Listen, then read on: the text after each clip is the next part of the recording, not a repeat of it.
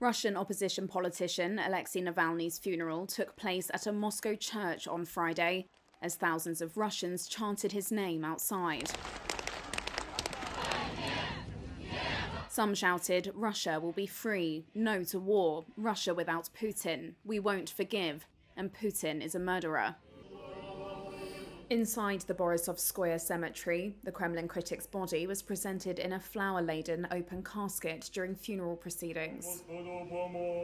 Navalny's mother, Lyudmila, and father, Anatoly, sat by their son's coffin as musicians played.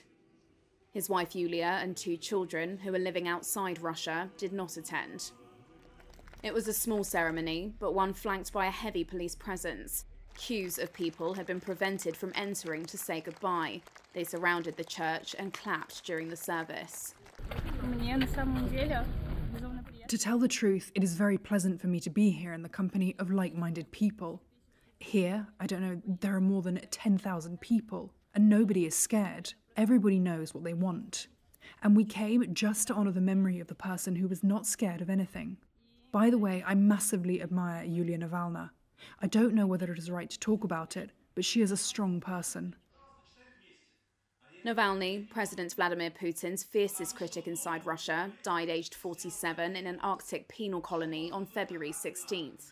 His allies have accused Putin of having him murdered and say the Russian leader could not tolerate the thought of Navalny being freed in a potential prisoner swap.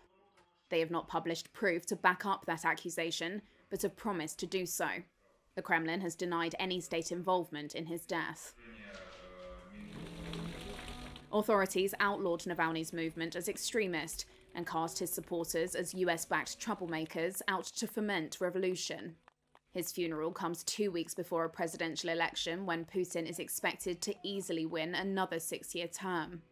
More than 250,000 people watched the events on Navalny's YouTube channel, which is blocked inside Russia.